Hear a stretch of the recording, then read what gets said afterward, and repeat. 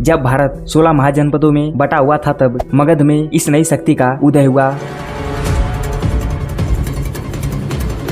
इन्होंने कई युद्ध और कई शादियां करके मगध साम्राज्य को इतने से इतना बड़ा किया। यह भारत के एक ऐसे राजा थे जिनका संबंध गौतम बुद्ध से भी था और इसी वजह से इन्होंने बौद्ध धर्म को अपनाया।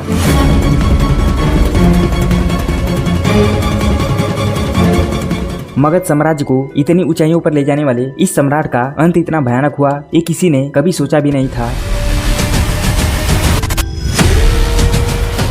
उनके बड़े बेटे ने ही उनकी हत्या करके पूरे साम्राज्य को अपने कब्जे में ले लिया।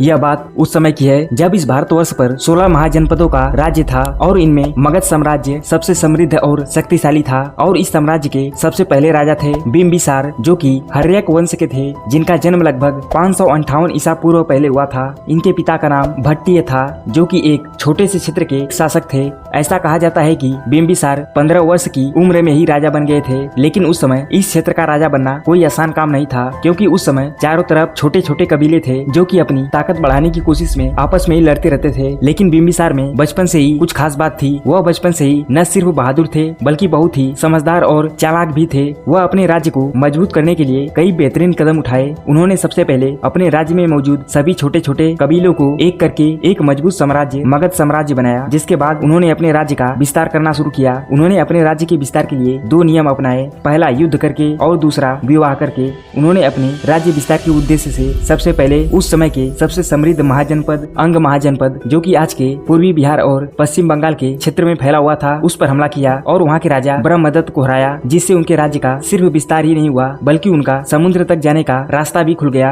ये जीत उनके लिए राजनैतिक रूप से ही नहीं बल्कि आर्थिक रूप से भी काफी महत्वपूर्ण साबित हुई। इसके बाद उन्होंने कई शादियां की, जिससे उन्हें दहेज में कई राज्य मिले, जैसे कोसल महाजनपद, जो कि आज के उत्तर प्रदेश के हिस्से में फैला हुआ था। वहाँ के राजा महाकोलस की बेटी कौशल देवी से शादी की, जिससे उन्हें दहेज में काशी के आसपास का क्षेत्र मिला, जिससे मगध साम्राज्य पहले से और बड़ा हो गया। उसके बाद उन्होंने लिच्छवी गणराज, जिसे वैशाली भी कहा जाता है, वहाँ की राजकुमारी चेलना से शादी की, जिससे इन दोनों राज्यों के बीच अच्छे संबंध स्थापित हुए। इसके बाद इन्होंने मध्य देश, जो कि आज के पंजाब के क्षेत्र में फैला हुआ है, वहाँ की राजकुमारी क्षेमा से शादी की, जिससे उत्तर की तरफ इनकी स्थिति काफी मजबूत हुई। और इस तरह इन्होंने कई शादियां करके अपने पड़ोसी राज्यों का समर्थन हासिल किया और इसका इन्हें फायदा भी हुआ। यह जब किसी बड़े युद्ध में शामिल होते थे तो ये राज्य उन्हें आर्थिक, राजनीतिक और सैन्य बल जैसी कई सुविधाएं प्रदान करते थे।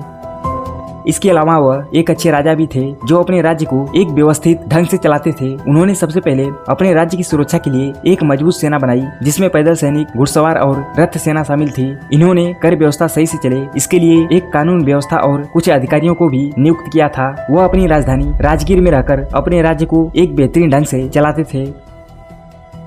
उनके समय में मगध साम्राज्य काफी समृद्ध और आर्थिक रूप से काफी मजबूत राज्य हुआ करता था, क्योंकि उन्होंने व्यापार और खेती को काफी बढ़ावा दिया। साथ ही उन्होंने सड़कों और बाजारों को काफी बेहतर किया, जिससे व्यापारी अपने सामानों को आसानी से ले जा सकते थे। साथ ही बिम्बिसार भारत के एक ऐसे राजा थे जिनके संबंध गौतम बुद्ध से भी थे और इसी वजह से इन्होंने बौद्ध धर्म को भी अपनाया। इन्होंने एक बार गौतम बुद्ध को राजगीर में बुलाया और उनसे उपदेश सुने और यह उपदेश इन्हें इतने पसंद आए कि उन्होंने बौद्ध धर्म को ही अपना लिया और इन्हें वेणुवन, जो एक बांस का बगीचा था, उसे दान में दे दिया, जहाँ पर गौतम बुद्ध अपने शिष्यों के साथ रहा करते थे।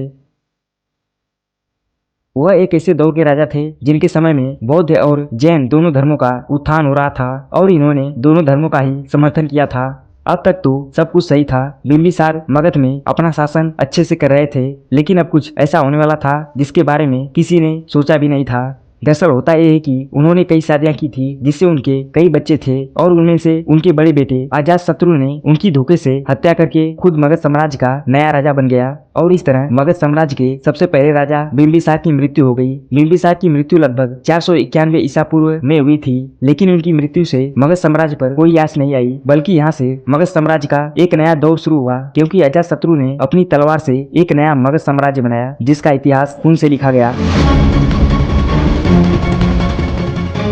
अगर आप सभी अजातशत्रु और उसने कैसे मगध साम्राज्य को पहले से और मजबूत बनाया इसके बारे में जानना चाहते हैं तो हमें कमेंट में जरूर बताएं। और साथ ही यदि आपको यह जानकारी थोड़ी सी भी पसंद आई हो तो प्लीज इसे लाइक करके सब्सक्राइब जरूर कीजिए, ताकि आपको इस तरह की और भी जानकारी आगे देखने को मिलती रहे।